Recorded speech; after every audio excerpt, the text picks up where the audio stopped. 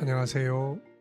김성길 목사와 함께하는 사람 이야기의 두 번째 G7 과정에 대해서 우리가 지금 계속 함께 나누고 있습니다. 자, 이 시간은 전 시간에 의해서 13-8회가 되겠습니다. 이 13장에서는 대인기피증에 대한 종합적 정리를 하고 있는데요. 먼저는 종합적인 원인을 우리가 살펴봤고요. 그 다음에 종합적인 치료 방법을 우리가 함께 하고 있습니다. 자, 종합적인 치료 방법이 총 5가지인데요. 자, 그동안 공부한 것들을 살펴보면요. 먼저 영적 치료, 그 다음에는 정체성 회복을 통한 자존감을 높여서 치료하는 방법, 그 다음에는 심리 상담을 통해서 치료하는데 11가지의 내용을 살펴봤고요.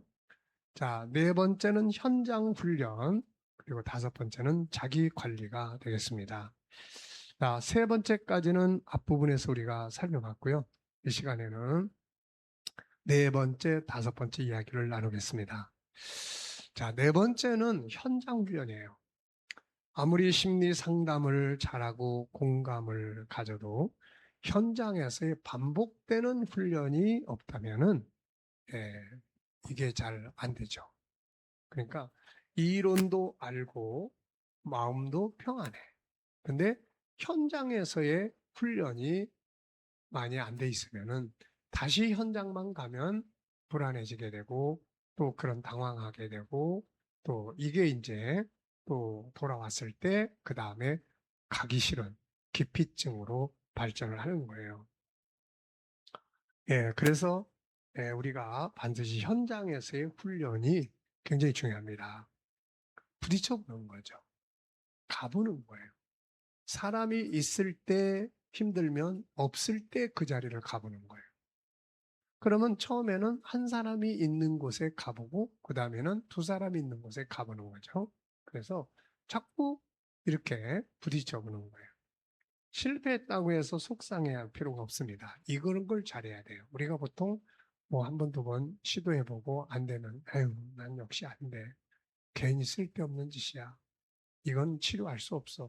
이런 생각으로 다시 가버리는 거예요. 이게요, 여러분 생각해 보세요. 내가 지금 이런 어떤 기피 현상이 올 때까지 시간이 얼마나 걸렸을까요? 그리고 그런 상황을 몇 번이나 연습해서 지금 그 자리에 왔을까요? 그러니까 내가 지금 이 상태까지 올 때도 많은 반복되는 연습이 있었다는 이야기예요. 그게 뭐 한두 번 해가지고 이런 상태로 오는 게 아니거든요. 그러면 이제 우리가 여기서 치유의 원리를 찾아야 되거든요. 그래, 내가 이렇게 했을 때 최소한 지금 몇 개월, 몇 년이 걸려서 여기까지 온 거야. 그렇다면은 거꾸로 가도 그 시간은 필요할 거야. 그러니까 내가 한 번 오늘 갔는데 떨떠름하다고 해서 그만뒀는데 그렇다고 끝낼 일이 아니야. 왜냐하면 계속해서 이게 100번, 200번 이런 시간이 지나가면서 오늘의 내가 돼 있기 때문에 치료도 100번 실패해도 200번째 가면 된다. 이 자세가 필요하다는 거죠. 그 사건, 상황에 대한 이해, 공감, 이게 필요한 겁니다. 그래서 우리가 너무 병이 만들어질 때까지 병적 증세가 어느 상태를 우리가 병적 증세로 본다고 그랬습니까? 뭐 대인 기피에 대한 지수는 누구나 다 있어요. 아, 나 오늘 형 만나고 싶지 않아. 나 오늘 누구 만나고 싶지 않아. 아, 나 오늘 직장에 가도 아무도 보고 싶지 않아. 그냥 내일만 하도 올 거야. 이런 현상들 다 있거든요, 이게. 근데 중요한 거는 아, 난 이런 현상 때문에 오늘 회사 못 갈 것 같아. 난 회사 그만둘래.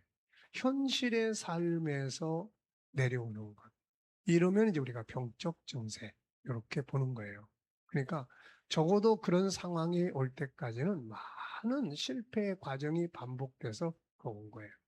그렇다면은 치료하는 과정도 그런 반복 연습이 반드시 있어야 된다는 거죠. 근데 우리가 100번을 걸쳐서 여기까지 왔는데 치료는 딱 한 번에 끝이 고치려고 하는 이거는 우리가 생각을 버려야 돼요. 그래서 제가 항상 심리 상담을 할 때 속도를 늦추세요라고 이야기를 해요. 물론 빨리 벗어나고 싶죠.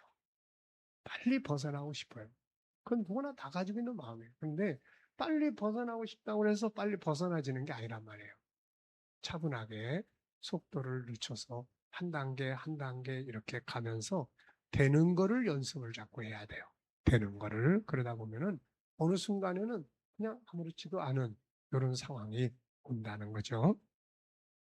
체험보다 그래서 실패했다고 그래서 속상해할 필요 없다는 거. 야, 그때는 이런 생각을 하세요. 야, 여기까지 오는 과정이 얼마나 많은 것이 반복이 돼 여기까지 왔는데 그거 한두 번 실패했다고 포기를 한 게 말이 되냐? 자기 스스로한테 이야기를 해보시라고요. 또 도전하는 거예요. 또 도전을 해보면은 어제보다는 낫다는 것을 느끼게 됩니다.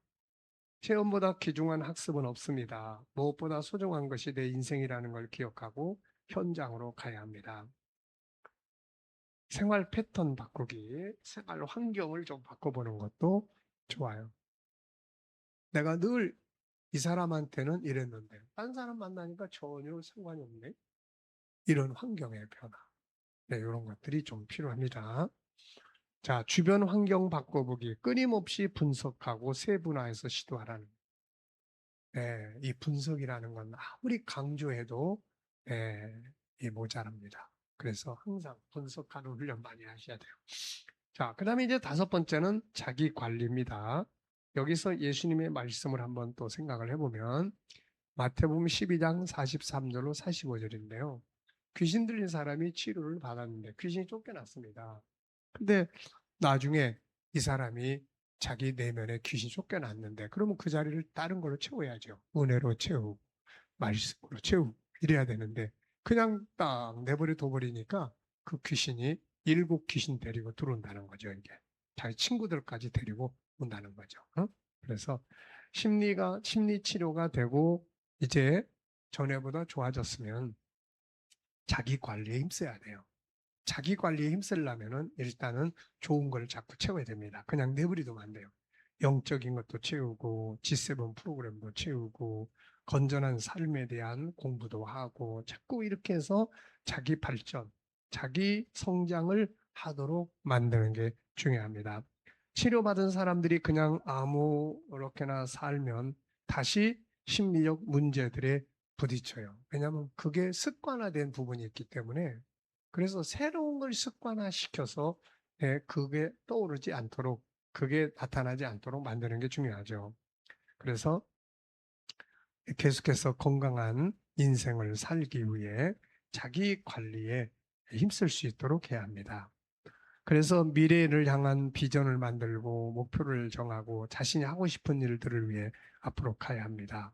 심리치료는 그 사람이 앞으로 가고 있느냐, 그 자리에 멈춰 있느냐, 아니면 뒤로 가고 있느냐, 여기에 따라서 또 결과들이 달라지게 됩니다. 이제는 할 수 있다는 자신감을 가지고 행동하고 그러다가 가끔은 그런 비슷한 현상들이 또 나타날 수 있어요. 근데 이미 이건 내가 해결을 했기 때문에 이때 그거를 올 때 여진처럼 올 때 그 앞에서 막 당황하지 마시고 이렇게 대응 원칙을 몇 가지만 딱 정해가지고 이런 것들이 왔을 때 나는 이 일에 매진하면 돼. 이렇게 하면 돼. 이렇게 해서 자기 스스로가 방법을 가지고 이렇게 대응을 해 나가면은 그게 이제 반복이 되고 그게 습관이 되는 거예요. 그러면 그다음부터는 전혀 문제없는 삶을 만들어 갈 수가 있게 됩니다. 자, 지금까지 우리가 대인 기피에 관해서 이야기를 함께 나눴습니다. 네, 다음 시간에는 열등감에 관한 이야기들을 좀 나눠보도록 하겠습니다. 자, 이 시간 여기까지 하고 마치겠습니다. 감사합니다.